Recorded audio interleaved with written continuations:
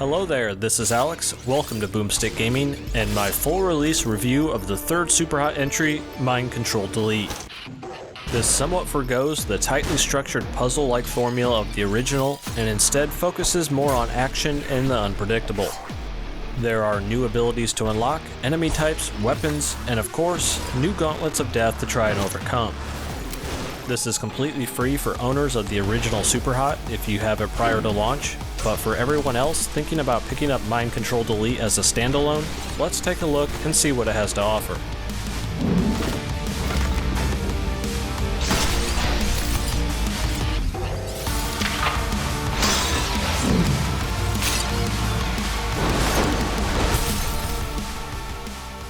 If you're new to the gameplay style of Superhot, it's a shooter, but with the twist that nothing moves until you move, allowing you to manually control the speed of the game. This allows for some crazy action movie hero moments at nearly every second, where guns are grabbed out of midair, bullets are deflected right in flight, fish are pulled out of aquariums, and forks are dramatically impaled into polygonal skulls. What makes Mind Control Delete most different from its predecessor is how it focuses on randomization instead of memorization. Each level is actually a sequence of multiple micro arenas that need to be beaten within a certain number of deaths, or hearts in this case.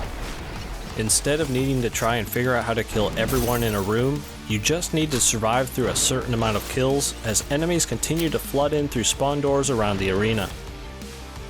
This gives the game somewhat of a roguelite feel, condensed down into individual levels, where each heart lost from taking damage raises your fears of being able to hold out to see the level's end.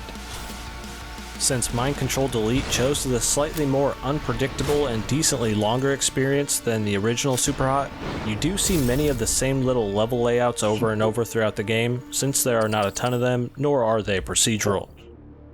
The enemy placement and arsenal is different each time, however, which does keep it from feeling like a slog when you lose that last tick of health right before finishing out that last area and have to restart. This structure is less about trial and error and more about just being flat out good at the game, since most anyone can beat just one level by doing it over and over, but are you skilled enough to do 4 or 5 without taking more than just a few hits? Luckily, there are a few things to help you out though, and that is where hacks and cores come into play. The hacks can appear in between areas during a level, which will be randomly chosen and can help you out in various ways. Some will improve your throwing capabilities, refill and expand your health, make you move faster, or many other buffs that all directly improve, most importantly, your gameplay confidence. Now, the cores can be unlocked and chosen before starting a level, which will function as a permanent character passive or active ability until you finish that level. You can choose to have Jedi-style katana returning skills, dashing uppercuts, enemy swapping, and others, or you can just forgo those more hands-on abilities and opt to start a level with extra health. Since your character has improved in their combat capabilities, so have your enemies, and new types like the exploding spiky red guys, or the ones that can only be killed by damaging certain body parts, add a nice extra layer of tactical consideration when you come across them in battle.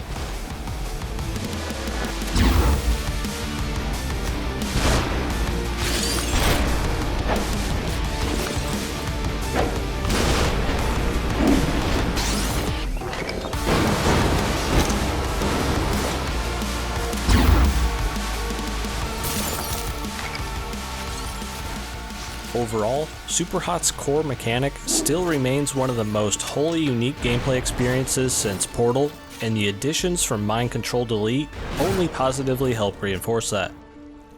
If you played Superhot 1 and Superhot VR and just couldn't get enough and wanted more, Mind Control Delete churns out as much Superhot combat as you could ever want, and if you've never played any of these before, well, now is the time to fix that flaw.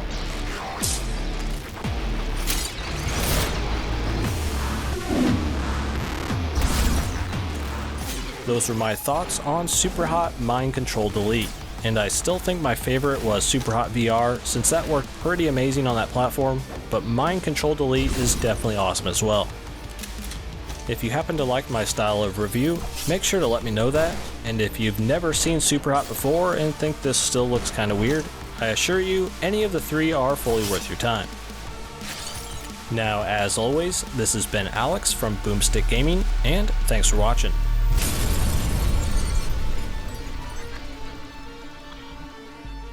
Super hot, super hot, super